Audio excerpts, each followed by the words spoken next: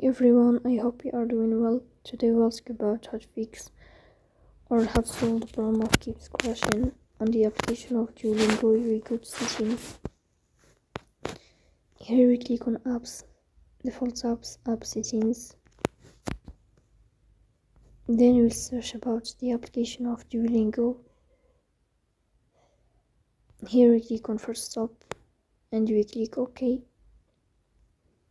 Then we'll enter to the window of storage.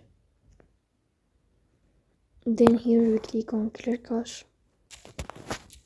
In the end, you will turn off your phone and you will wait a moment to restart your phone again to fix that problem. So that's all. Don't forget to support us by like and subscribe. See you next time in another video, and thank you for your watching and your attention.